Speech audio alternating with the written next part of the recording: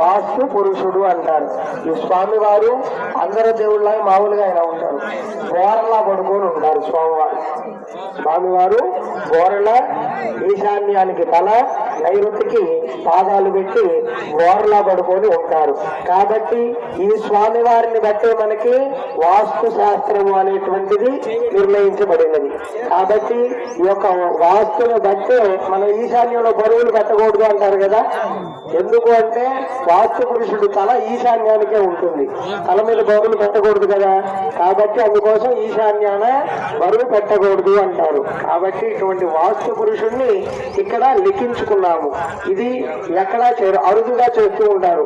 ఎక్కడైనా సరే దేవాలయ సంబంధ విషయాల్లో మాత్రమే చేస్తారు. ఈ యొక్క ఆరాధన చేయటం వల్ల ఫలితం ఏంటి స్వామి అంటే, ఇప్పటి వరకు ఈ యొక్క ప్రదేశంలో మనం ఎన్నోసార్లు భూమితో ఉంటాము, కొత్త మట్టి తెచ్చి వేసి ఉంటాము. ఎక్కడితో తెలియదు మనకి మట్టి. ఇప్పుడు మనమే 3 సార్లు ఇక్కడ తోలిచ్చాం కదా, ఆ మట్టి ఎక్కడి నుంచి వస్తుందో మనకి తెలుసా? తెలియదు. మన స్థలంలో మట్టి కావాలి కాబట్టి తోలించుకున్నాము. కాబట్టి ఎన్నో రకాలైనటువంటి జీవులు ఇక్కడ మరణించి ఉంటాయి. ఎన్నో రకాలైనటువంటి మనకి కంటికి కనిపించినటువంటి జీవులు ఎన్నో మన చేతనే చంపబడుకొని ఉంటాయి. కాబట్టి ఇటువంటి దోషాలన్నీ కూడా నివారణ చేయించేటువంటి వాడు వాస్తు పురుషుడు. మనం ఇంట్లోకి వెళ్తున్నాం అనుకోండి, గృహప్రవేశం చేసుకొని అప్పుడు వాస్తు పూజ చేశామండి అని చెబుతారు.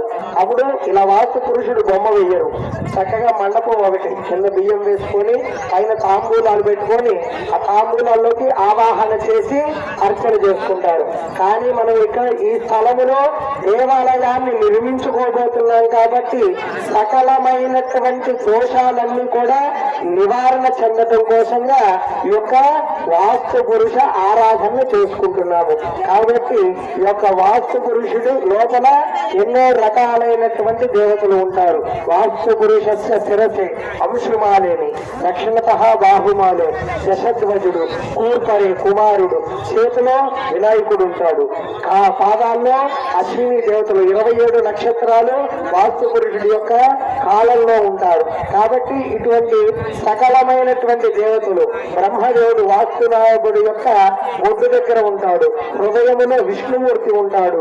కాబట్టి ఆ దేవతలందరినీ కూడా ఇక్కడ ఆవాహన చేసుకొని, అక్కడ మనకు చూస్తే ఒక కూర్చ కనిపిస్తుంది కదండి, అది 7 దర్భలతో కట్టినటువంటి కూర్చ.